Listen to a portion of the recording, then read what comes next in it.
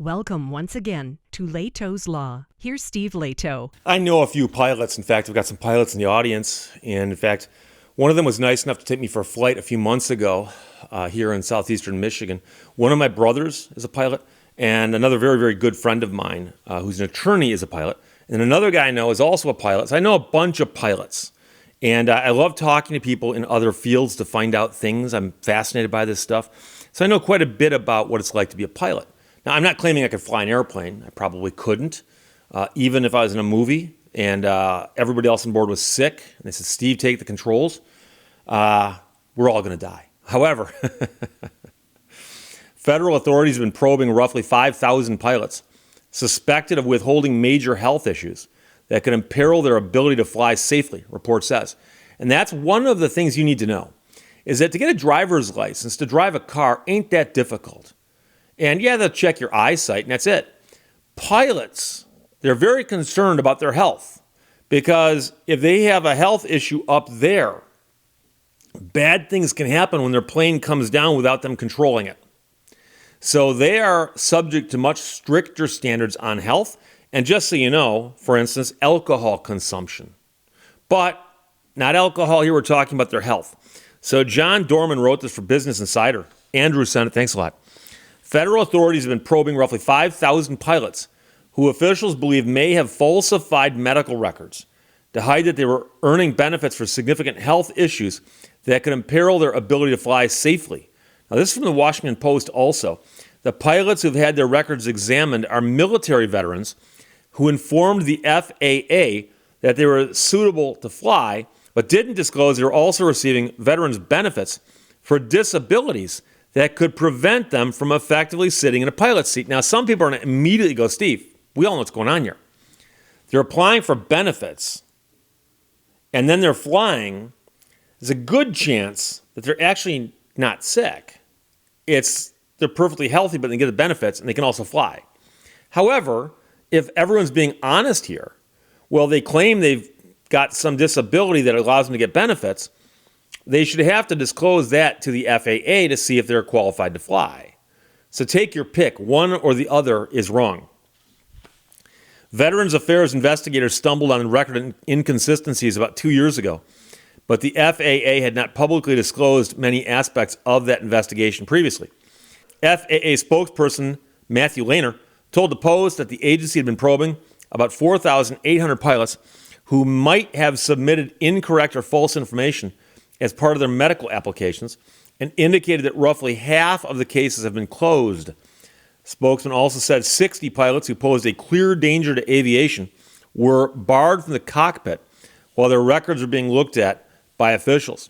Nearly 600 of the pilots who are being probed have licenses to fly the general public on passenger airlines, according to individuals with knowledge of the cases who spoke to the Post. For those of you who don't know, there's different levels of pilot license, okay? So you can get a license to fly a single-engine airplane during daylight hours only. Then you can get an instrument rating, which allows you to fly under other conditions. You can also get a multi-engine rating, where you can fly a plane with 2 or more engines. And if you start thinking about all this, it completely makes sense.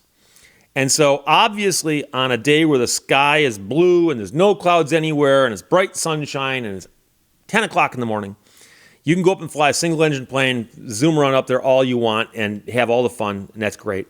But as you can imagine, doing the exact same thing on a cloudy day with fog and haze and storms and stuff, you probably want the pilot to have a little bit more of a qualification to go up there and do that.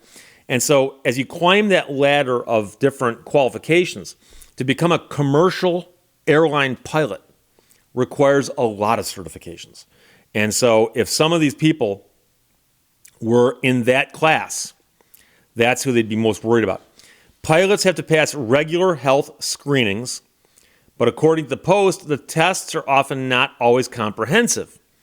The FAA relies on pilots self-reporting conditions that officials may not be able to pinpoint, including things like depression or post-traumatic stress disorder, according to doctors who spoke to the newspaper and oversee the exams.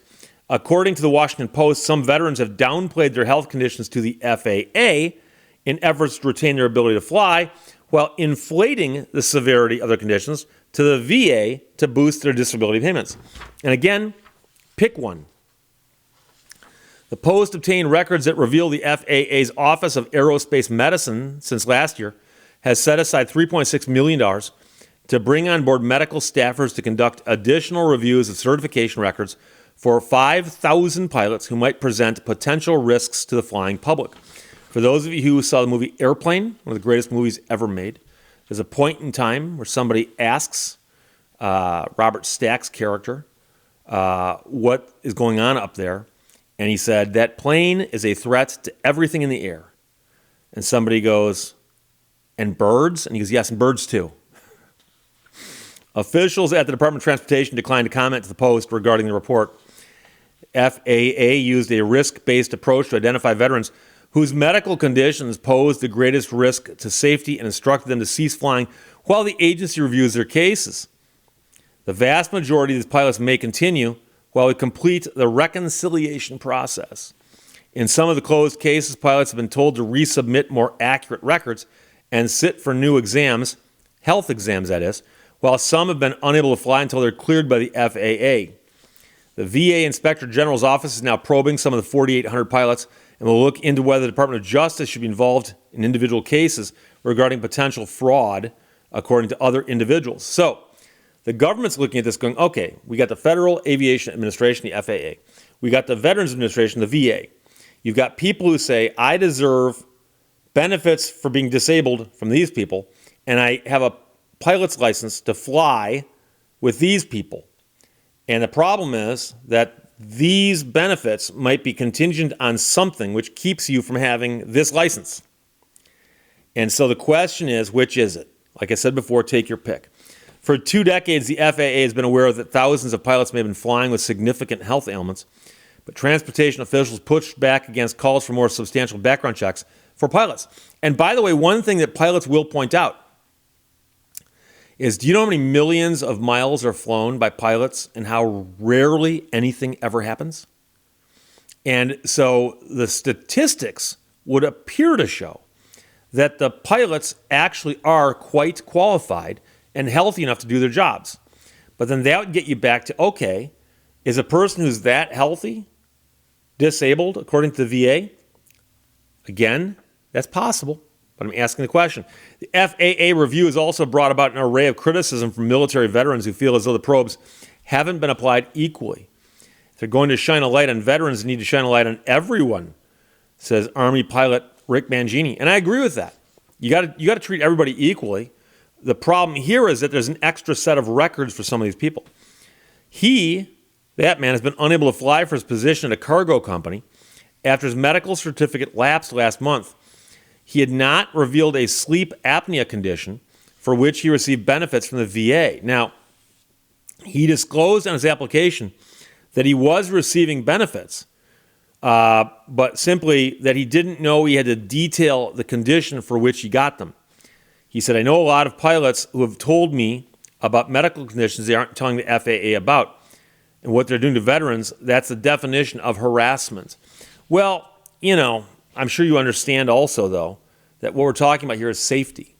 And I think most people would agree that we want the pilots to be healthy and qualified, and the FAA has got stringent regulations for them. So if you're a pilot, feel free to weigh in on this. But I can see the concern where somebody says, gee, I've got a pilot who's qualified to fly over here who claims he's disabled over here and is getting benefits for the disability. And now it's possible that that disability doesn't affect the ability to fly. And so right now they're saying they're going through this and doing a reconciliation, meaning they're simply looking at those two viewpoints for each of these people to see whether or not it impacts their ability to fly. But the scary part here is that there's 5,000 pilots that they think they need to do that for. And I'm not sure how many of them will get disqualified eventually. But it's unfortunate if the investigation drags on and you're grounded in the meantime. And again, that gets us back to how few incidents you ever hear involving airplanes. And remember, and again, it's I've made this point before, every time a plane crashes, it makes the news because that's how seldom they crash. So Interesting story. Andrew, thanks for sending it. From Business Insider, John Dorman wrote it. Federal authorities have been probing roughly 5,000 pilots suspected of withholding major health issues that could imperil their ability to fly safely, according to a report. Questions or comments, put them below. Let's talk to you later. Bye-bye. Thank you for watching Lehto's Law. On the form where it says, in case of emergency, notify, I put doctor.